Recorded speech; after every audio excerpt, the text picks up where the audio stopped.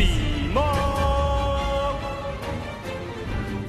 Ladies and gentlemen, welcome to round 11 of the Crush Card Cup. I'm Aleximo, joined by Joseph Rothschild, MBT Yu-Gi-Oh! Himself for another electrifying commentary. It all comes down to this last round of Swiss. For this feature match, we have Giovanni on Dinosaur. This man is a man of many decks, that's for sure. You are allowed to switch decks in the Swiss rounds. Before we get to the top cut, where you have to lock a choice in, going up against Mr. Koty Angeloff himself. We've seen him a couple times so far. He is on Adamancipator. This is a very interesting matchup. Both these players are guaranteed in regardless of the outcome of this match, but there's a particular reason that we're supposed to be watching this match. Someone sent this replay to me and they said you have to see what happens here, and so hopefully that holds true. But Joseph, how do you feel about the Dinosaur versus Adamancipator matchup? So Dinosaur is a pretty interesting deck. I think a lot of people expected it to be tier 1 during Eternity Code, if not tier 0, but I think the flexibility of the Adamancipator deck, the ability for it to set up enough negates to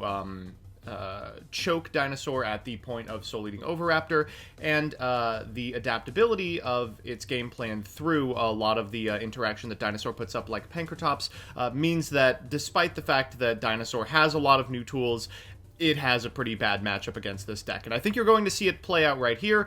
This is going to be a first turn that ends on, at the very minimum, several negates from an Appaloosa, which is often enough just to spell the end of the Dino player's tournament.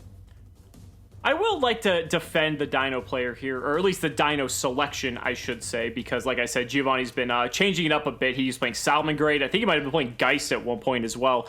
But I want to defend him by saying I feel like Dinosaur is one of the few decks that can go second very well, and as we've noticed in the Eternity Code format, you know, playing these haymakers like Dark Ruler No More and these just huge blowout cards can sometimes be enough to pierce and penetrate through these Adamancipator boards. Now, it's not always enough, because when they end on stuff like Abyss Dweller and Dragon Buster Destruction Sword, it really puts the pressure on. But if there is a single deck that can OTK, you know, or at least set up through these types of cards, it could be something like Dinosaur. Whoa, well, first of all, that was not a very powerful turn. Second of all, yeah, I think you're absolutely right. You know, we learned from the Pro Play Games event that Dark Ruler No More Lightning Vortex isn't even a guaranteed victory against this deck if they set up something like Abyss Dweller and Borreload Dragon. Or Savage Dragon, that is. But Dinosaur is in a very unique position insofar as it also plays Kaiju's main deck, oftentimes, as Doggeran is searchable. And for that reason, I think very specifically this could be the deck to take it down. Now, a board like this is something very easy for Dinosaur to deal with. I mean, you just have a Masquerena that's just going to link off here at the very least. I mean, clearly Koty's hand is just filled with tons of gas for the follow-up turn, but realistically, this is not the type of board you'd expect from Adamancipator, maybe possibly playing around some of these cards by chance, but we're going to see a normal summon of Oviraptor here to grab a copy of Pankratops. This is the one deck you can main it because it's a Dinosaur and searchable via Oviraptor. Yeah, your first turn end boards are either VFD turns that are enabled by the new card in Ecto, Argosaurus, or more likely they are rank 4 turns with a Dolka and a Pankratops by virtue of Miscellaneous Source's graveyard effect tagging into a Petit Pteranodon. Usually that's good enough. I mean, Appaloosa is pretty strong, and Dolka is kind of Appaloosa. Speaking of Appaloosa, the Dinosaur player is now going to have to stare one down. Yeah, we can just walk over it, though, with this Oviraptor. We do have to waste our battle phase, so we're not going to be OTKing, but I think the Dinosaur player is gladly going to take that exchange here. We're going to see a main phase 2 Fossil Dig. We had Miscellaneous Source get fired up in response to the Masquerena Link summon of Appaloosa. We're going to grab a copy of Baby Sarasaurus here. We're going to banish Miscellaneous Source from the graveyard, and we get to see the new boy, Animadorned Archosaur, without the new name on Dueling Book as of yet.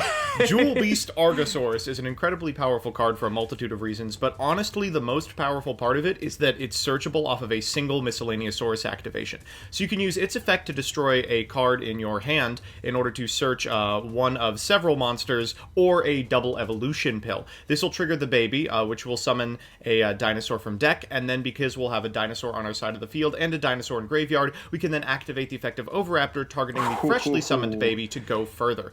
A diagram is only going to extend the combo further, and while old Dinosaur would have been very scared of passing back to an opponent with all those Adamancipators in hand, this version is adept at making pretty much exactly True King of all Calamities, which will shut off the entire turn of Koty. Yeah, and this is one of the advantages. I mean, Dinosaur's already very proficient at going second, but setting up a True King of all Calamities turn 1, I mean, very few decks can deal with that. And it's not like this 7-8 negation board. It's a single monster, but it's capable of shutting down entire boards altogether. We're going to get this miscellaneous source onto the board.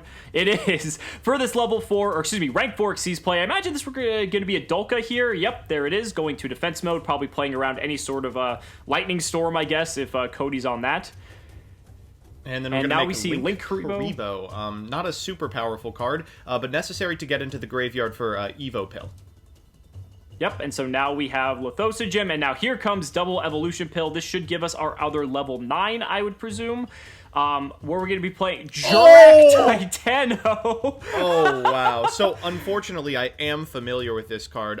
I've had to play around with a whole bunch of different variants of Dino, and this is about the third best target that exists. Having said that, it is exclusively being played because of its preferential stat line for True King of all Calamities. Yeah, Double Evolution Pill also ignoring the summoning conditions there. So we're able to get this other level 9 onto the field for the True King of all Calamities. So we have Dolka Calamities for the setup here from Dinosaur. Infit or bust, baby. Yeah, I was going to say, you're feeling pretty good about this if this is the position you're in. Game 1, losing the die roll versus Adamancipator. Koty Angeloff's going to start by bringing back this Block Dragon by banishing the Earths in his graveyard. That'll give him more cards to work with. And a set pass? What? Yeah, that's about all you could muster in the deck with 45 different monster effects, all of which need to activate in order to get on the field and summon further monsters. Just going to be... going through the motions here, I expect, insofar as producing lethal. Block Dragon is kind of weird insofar as it has too much defense for most of the dinosaur monsters to get over it, but the True King of all Calamities is still a True King monster and therefore will be pumped by the field spell. Okay, so now we're seeing Nemesis Flag. You can target one of your banished monsters except Nemesis Flag. Special summon this card from your hand, and if you do, shuffle that target into the deck. And during your main phase, you can add one Nemesis monster from your deck to your hand except Nemesis Flag. You can only use each effect once per turn. We're going to have Arch Nemesis Protos. Sure, so... This is what Malicious died for, these Nemesis monsters. I certainly hope that they are worth the trade. Nemesis Protos is a pretty powerful card. Can only be specialed by banishing 3 monsters with different attributes from your graveyard and face-up field. Trivial for the deck that can make True King of all Calamities very easily. Cannot be destroyed by card effects, which is important as it's a pseudo towers. And then you can destroy all monsters on the field with a very specific attribute and lock everyone from specialing monsters with that attribute. Very good against these monotype decks like Adamancipator specifically. Yeah, this is some spice coming out here from Giovanni. We're going to see an activation of Diagram, getting rid of an in-hand Dark Ruler no more, so he came prepared for going up against Adamancipator, and now we're just going to see an Agnimazon get fired off here. We use 2 fires for that Agnimazon, so we can actually just go ahead and now banish the set card, or actually, excuse me, I believe True King of all Calamities can use the opponent's cards for the activation of those True King's effects. Yes, so that's why that Block Dragon was gone. We were able to get rid of that Buster Whelp, which unfortunately was in Koty Angeloff's hand. Usually not the worst, but in this particular instance, it was enough for Giovanni to see game 1 to the end. And just like that, he's up 1-0 against probably one of the best players in the game. Koty's absolutely right, by the way. You can't see in chat, but he's saying, I'm not playing new cards, so this is truthfully expected. All that happened from Eternity Code is a bunch of individuals found the targets on Adamancipator's heads more and more accessible. Knowing that the deck is all Earth means that the Nemesis cards are extremely potent. Knowing that the deck has to resolve monster effects means that True King setups that have become much easier with the release of Eternity Code cards are more powerful, and the Dinosaur player is going to have to make Lightning Strike twice, but love to be in this position with the possibility of going first game 3. All right, so here we go. Game 2, Koty's going to lead us off here. We've seen a Pointer of the Red Lotus revealed off of that Adamancipator Seeker this card is everywhere. Excavation. Yeah, it's a very good card. It's a way to out those pesky Dark Ruler No Mores, those Winged Dragon of Ra Sphere modes, those cards that would break your board. Just insurance against that, essentially. But now we have the Seeker come down, the Gigas come down off the Excavation. We're going to go into Needle Fiber here. We're probably going to fire off this Needle Fiber to get a O-Line and start doing our typical Christian Needle Fiber shenanigans. We're going to get O-Line out of the deck, and, what? Excuse me? Gizmek Inari, the Grain Storage Fox. You're going to have to explain this card to me. Okay, so I'm unfamiliar with it as well. So each time your opponent normal or special summons a monster, inflict 300 damage to them. You can only use each of the following effects once per turn. If a monster is special summoned from the deck, except during the damage step, you can special summon this card from your hand. Okay, so O-Line was special summoned from the deck. It doesn't care which player. Okay. So this card's going to get summoned in the field. If this card is normal or special summoned, you can target one face-up monster on the field. Wait, hold on. I gotta actually pause this, because usually I don't even do this. If this card is normal or special summoned, you can target one face-up monster your opponent controls, special summon from your hand or deck one monster with its attack and defense the same, and with the same attribute as the targeted monster. So what it looks like happened here is that we targeted Crystron Needlefiber and summoned Barrier Statue of the Torrent because it is also a water and has 1000 attack and defense. Excuse me?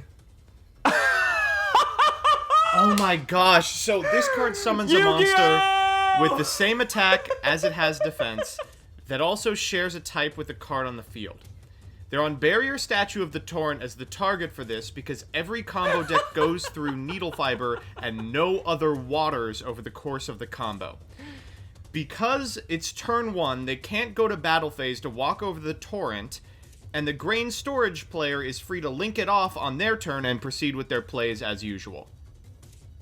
This is the stupidest play that has ever won a game of Yu-Gi-Oh! Unbelievable.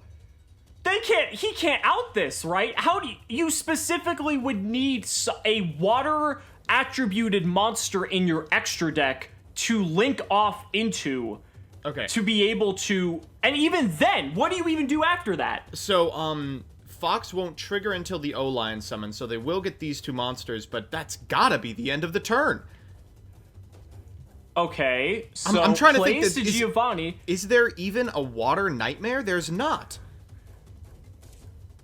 They would like specifically need.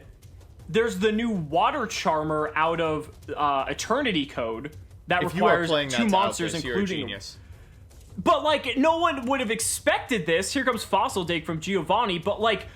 Is this like what we've resorted to? Is this what Adamancipator has forced players to innovate? Because there's literally, okay, think about it, Joseph. Nothing that players do stop this deck 99% of the time. But this is a Vanity's hand trap. I mean, that's a pretty good argument.